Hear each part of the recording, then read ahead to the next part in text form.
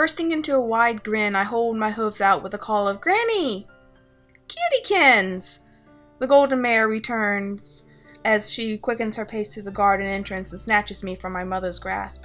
Ornate smiles as Golden swings me in a circle and blows a kiss on my cheek. "Oh, you're just so sweet, I could gobble you up." I burst into laughter and scream in mock terror. "Eek! Dragon Granny!" Do I hear the screams of the fair princess? I, Grumpy Dragon, was looking for one of those for my tower. A brown stallion says he steps up behind his wife, making a show of searching the area. Golden Garden pulls me to her chest protectively. "Too late, go find your own princess, you old geezer." She punctuates the statement by maturely sticking out her tongue. At his frown, I laugh even harder. Granny and Grampy are always so funny when they visit, I don't even have to pretend to be amused by their antics. It makes sense, as they apparently met in an improv group in college. "Grampy, I go to tower." Little Blueblood calls, apparently tired of being ignored as he tries to pull from Dad's grip. "Oh, don't think I've ever heard of a prince being held in a tower," Grampy says, rubbing his salt and pepper goatee. Eventually he shrugs and scoops up his grandson. "Oh, gender normalities can hit the curb. This little guy's mine now, and he's worth more treasure than all my hoards." "I'm glad you two can make it," Mom says, and I can't help but agree. I'm especially glad they are the first to arrive. A couple familiar, friendly faces has helped settle my nerves. "Of course we made it," Granny says, as she cradles me in her foreleg. "What kind of grandparents would miss their grandfoal's first birthday? A bad one, that's what kind."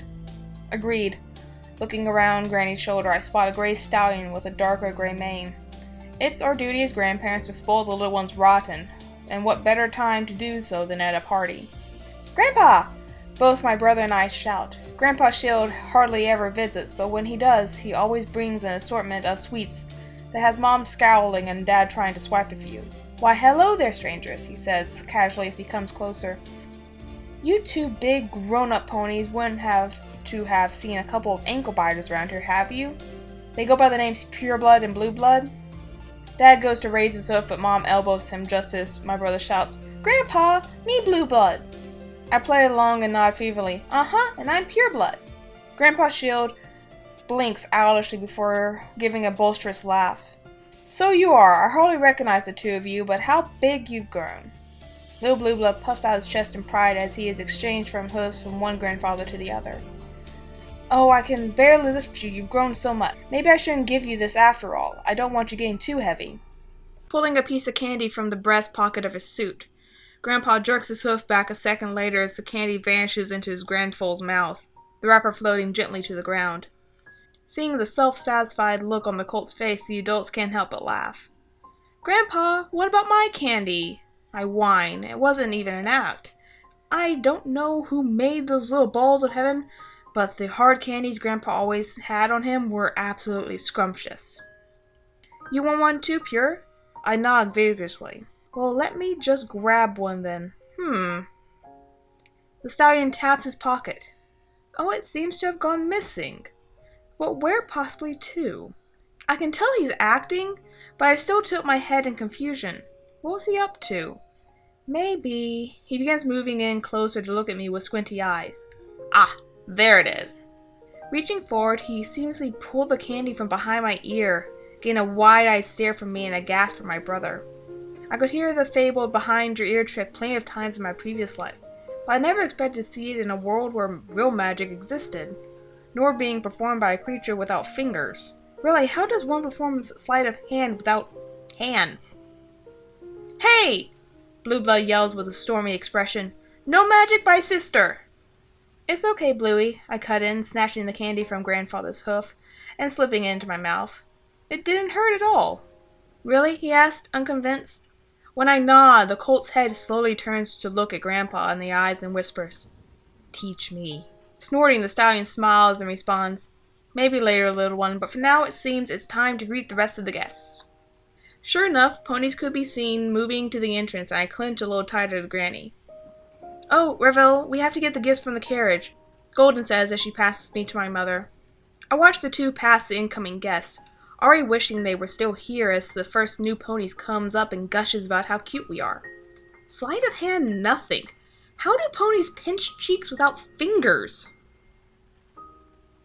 Blue Blood the 16th stood next to his father as Ornate introduced the foals to the family. "So, the candy trick. Where did you learn that?" the younger stallion asked as he watched his wife and children with a smile. "Well, I was overseeing some basic training at the request of Princess Celestia, seeing how the new crop of guards were shaping up and discussing tactics with the drill sergeant. Anyway, the recruits were on their personal time when I noticed it. A group of stallions all hunched in a circle. At first I thought it was a fight or something of the such, but when I got closer, I saw this earth pony putting on a magic show. Now that's not something you see every day, so I stayed and watched. It was nothing spectacular, just some card tricks, but it had me intrigued. I was thinking of Pureblood at the time and thought, well, maybe she liked that sort of thing. Ending up asking the lad if he'd show me a few tricks. He was more than glad to when I explained it was for my granddaughter. Really? You learned magicless magic tricks to make my daughter happy? When I was a colt, all you did with me was make me run drills in the backyard until Mom made you stop. Oh, don't go complaining about that again, Starwalt Shield groused. It made you hit it with the mares when you got to high school, didn't it? You probably wouldn't have even caught that wife of yours' eye if you weren't for my training. Besides, Pureblood is my granddaughter, and it's my duty to spoil her. It's the grandfather's code. Look it up. I was just kidding, Dad, Blueblood said with a chuckle. I'm touched, really, and glad to hear you care so much for my foal's happiness. His tone sobered. What I'm not glad to hear about is that you're still working. I thought Auntie would know better and let you enjoy your retirement. Bah! I've got nothing to do. I'd rather keep busy than sit alone looking out the window all day. The only good thing that has come from retirement is that it let me grow out my beard again. Your mother would appreciate that. She always had a weak spot for facial hair. Though it was meant to be comedic, it caused Blueblood's expression to sadden. Dad, you know you can always stay. How do earth ponies and Pegasi manage without magic? A pearl-pink mare with a cornflower blue mane fumed from over by the snack table.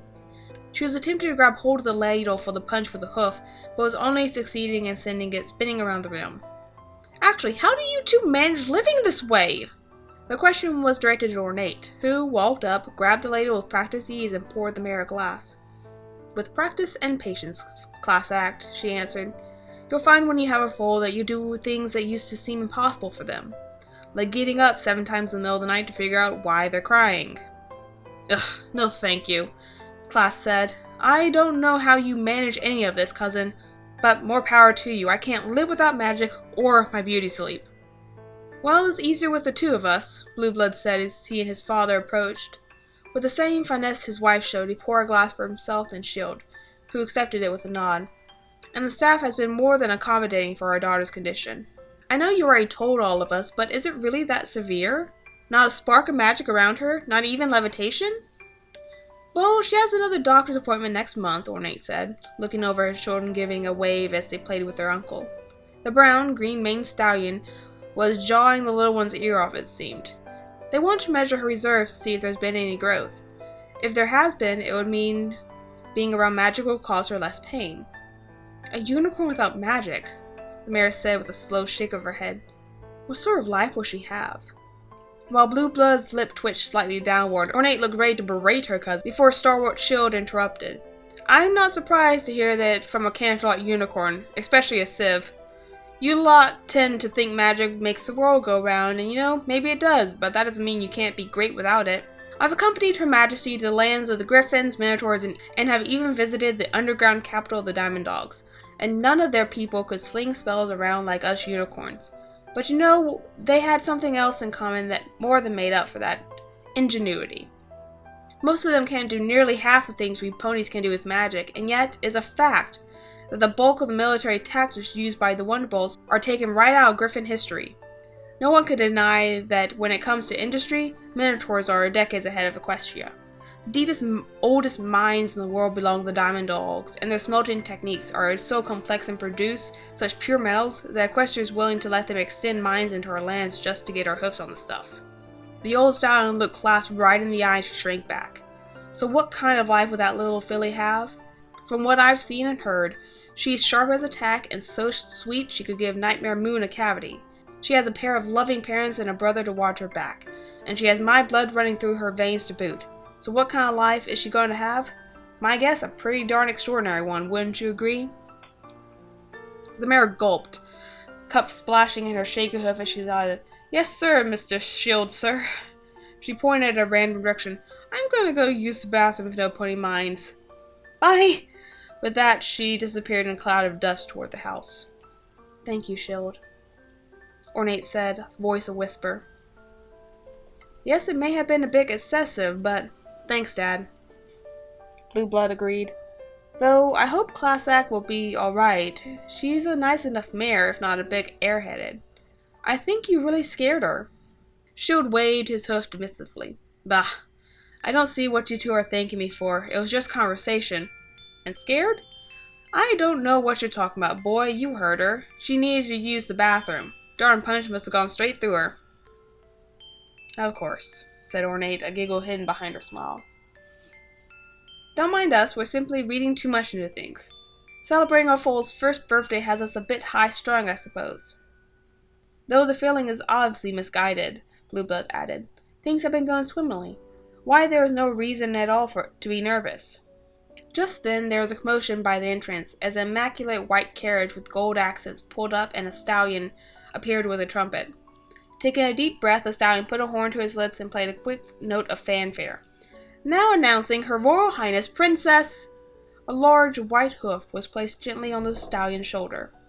I thought I said this was a casual visit, and did not bring the horn?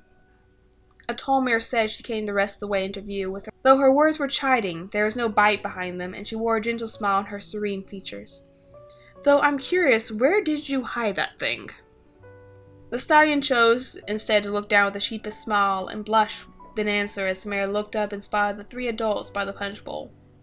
Smile spreading wider, she called, Nephew, it is so good to see you after all this time. While she was grinning wildly, Ornate and Blueblood both displayed various degrees of shock on their face. For the mare was that the leader of Equestria was in her garden. For Blueblood, however, it was something far more astonishing. Auntie! What happened to your mane?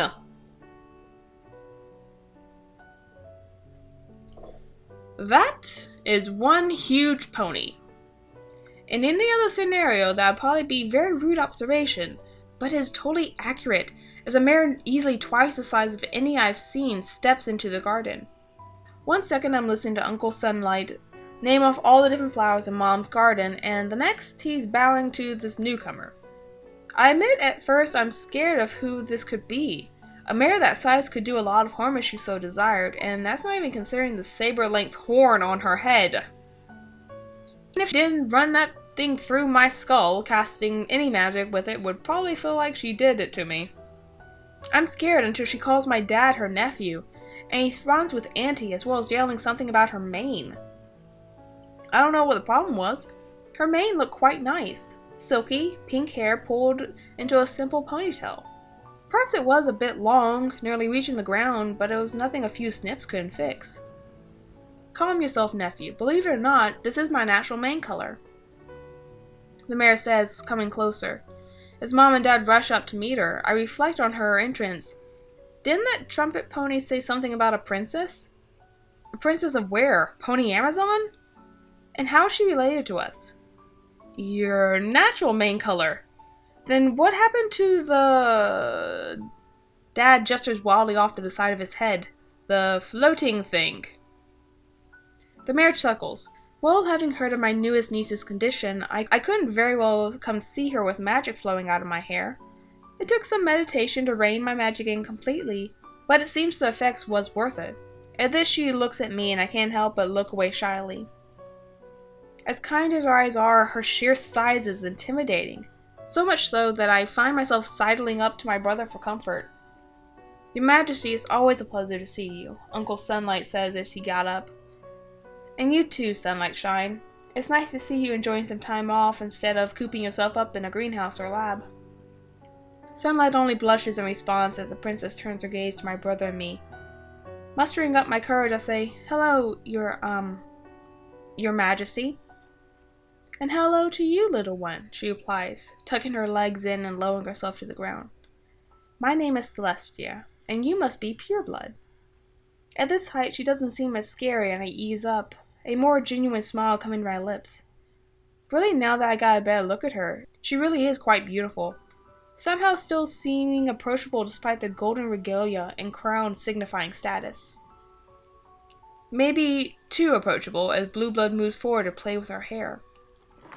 Before I realize what he's doing to pull him back, he's engulfed within the pink hair, only a little white muzzle poking out. Oh, aren't you a adventurous one? You're not lost in there, are you? At the joking tone, Blue Blood lifts a curtain of hair to peek up at the princess, craning his head back to do so. Nuh-uh, he answered before deciding to add, You're really big. At his statement, Mom, who had moved up behind us with Dad without my noticing, gasped while both the other Blue Blood and Princess shared a chuckle. That she is, lad, Grandpa explained, coming up and bowing his head quickly to Celestia. She's the biggest pony in all of Equestria. That's why she's the boss.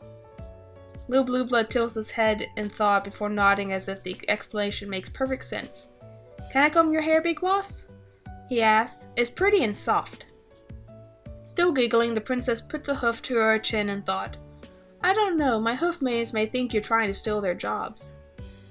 They learn to share was his quick rebuttal when he comes out of the pink forest and puts a hoof around my shoulder. Like we share. But you usually take my things, I say, meeting his glare with befuddlement. What? You do? Apparently, factual statements were appreciated around here since he pushes me forward into a faceplant. Blue Blood! Didn't I just tell you no pushing other ponies?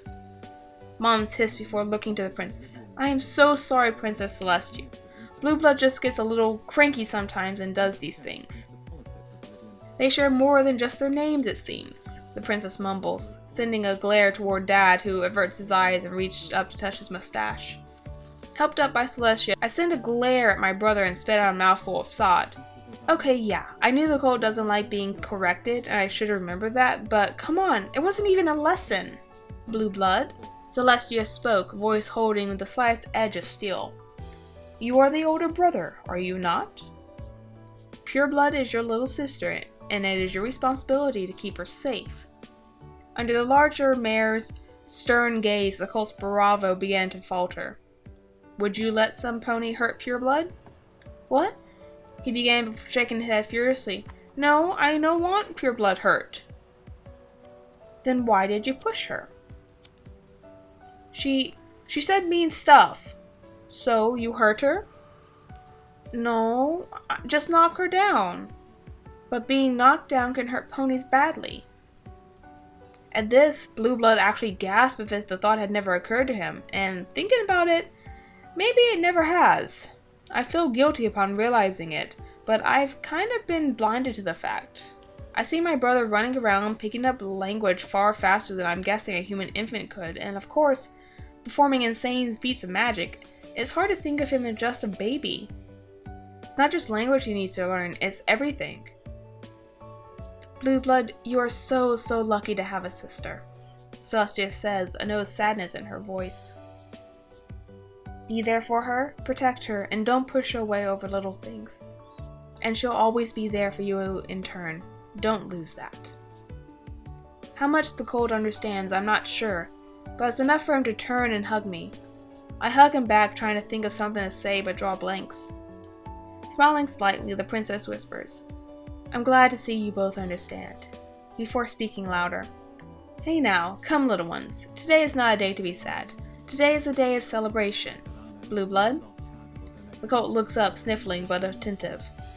Do you want to do something really fun, you and your sister both? When he gives a watery smile and nod, Celestia grins. Excellent. I've yet to meet a foal who doesn't like this.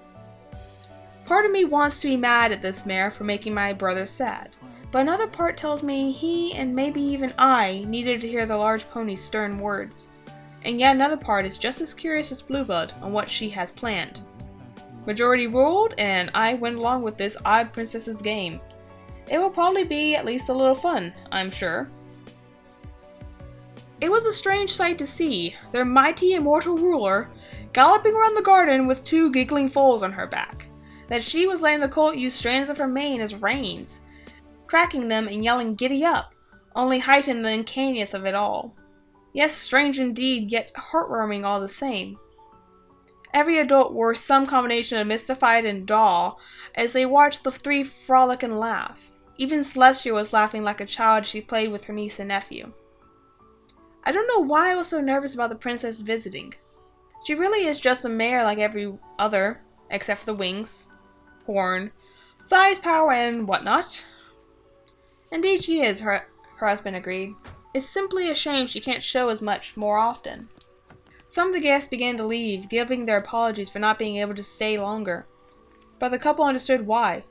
It wasn't just work that called them away, but children as well. Many of the guests who had come had to leave their children at home, as not to risk any unwanted magic being cast around pureblood, and now they had to return to them. Noting this, Blueblood cleared his throat. Auntie, as much as I'm sure the foals are enjoying the ride, we really should move on to other events. Perhaps presents next, and then cake? Majestic Alicorn skidded to a halt with the twins on her back, disoriented, and looked at the stallion. Did you say cake? From that point on, it almost seemed like the prince was trying to rush things along, passing the gifts down to the foal moments after they opened one. It was still a fun time, and little Blueblood in particular seemed to enjoy the mare's energy, getting more into tearing the paper than actually looking at the toys. After the first few, he actually began tossing them to the side as soon as they were cleared of wrapping, so he could reach eagerly for the next. Once the presents were out of the way, the group sat upon a picnic blanket.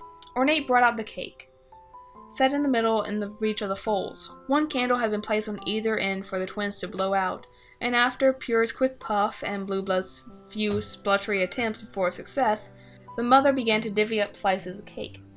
I hope everyone likes chocolate, the mayor said. If not, I have a few vanilla cupcakes inside. The royal trumpeter cleared his throat, feeling out of place at the meal his host had invited him to, but going along with it at his princess's request. Actually, if it's not too much trouble, I prefer vanilla. Again, if it's not too much trouble, of course. Of course not. I'll have one of the maids bring them out, Ornate responded, giving the princess 2 cart-pulling guards their cake. While I most certainly like chocolate, vanilla is a close second, Princess Celestia said, licking her lips as the plate passed her face. I wouldn't mind a cupcake as well. I like to have seconds, Princess, Shield said with a smirk, so please leave some for the rest of us. Oh, you're one to talk, she replied coolly. If I recall, you're the one who repeatedly got caught with pastries in the barracks during basic training. What was the nickname again? Jelly Donut? Hey, Jelly Donut was one of the finest soldiers I ever met, he reported with a point of his fork. My nickname was Star Wars Sprinkles, and I'm not ashamed to admit it. The extra laps the sergeant made me run when I got caught helped me become one of the fastest unicorns in the platoon. Seeking to change the subject before some pony choked due to laughter, Blueblood the 16th asked his foals, So did you like the ride Auntie gave you? Both foals nodded, Blueblood more vigorously than his sister. Yeah, he said. She's really fast. Looking at the princess, he asked, You come play tomorrow? Freezing with a forkful of cake halfway to her mouth, she lowered it slightly and gave an apologetic look. I'm sorry, little one, but I have a lot of work to do, so I can't visit tomorrow. He deflated some, but there was still some hope in his eyes when he asked, Play tomorrow's tomorrow? I'm sorry, but I can't play tomorrow's tomorrow either. Even the guards couldn't stand looking at the crestfallen colt without getting misty-eyed. Oh, come on, princess, surely you can come and find some time off, Starsword Shield said. You've been working too much as it is anyway. You may be an alicorn, but I'm afraid you'll burn yourself out eventually. I agree, as hypocritical as my father is being, you really do work too much, the older Blueblood said, ignoring the glare from his father. Surely you can find suitable ponies among the noble houses to help lighten your workload. God knows they'd be more than eager to help. Yes, too eager in fact, Celestia said with a sigh before giving the stallion a reassuring smile. Believe me, you two, I understand the need for rest, but I'm afraid there's nothing to be done yet. There's a certain pony I believe I'll be able to entrust some of my responsibilities to when she's gotten some more experience. I have high hopes for her, but for now, I simply have to stay diligent in my duties to Equestria. Of course, little Blueblood didn't understand any of this, so the princess leaned closer and said, I'll try and visit as often as possible, little one, but you know when you grow up, maybe you can come to the castle to visit. How does that sound? Perkin up responded, Uh-huh, and I can help too so you work less. Well then, I can't wait. Looking at her Kate and licked her lips. And I can't wait for this any longer either. Reaching a lull in the conversation, every pony took the opportunity to eat until eventually Ornate noticed something strange. Are you okay, Pure? You haven't spoken in a while and you barely touched your food. Oh, it's nothing, Mommy. I was just wondering about something. Oh, and what was that? Turning her young gaze to the princess, she asked, Well, Daddy keeps calling you Auntie, so I was just wondering if you were Grandpa's younger sister. The following sentence was broken by Shill when he snorted, No, sweetie, the princess is not my younger sister. Can you imagine? That'd make me some sort of political ruler. Equestria would be doomed. Auntie Celestia is from my mother's side of the family, and it's actually a great aunt, explained the older blue blood to his precious daughter. Well, more than one great, really. It would be a mouthful to say all of them. Really? She looked the princess up and down. How old are you? This time the stunned silence was broken by ornate face-hoofing, before the princess burst into laughter herself. The great mare was beginning to wish more than ever that she had more time to spend so that she could see these adorable foals more often. Perhaps after the longest day of the 1000th year, she'll finally have the family life she so dearly wished for.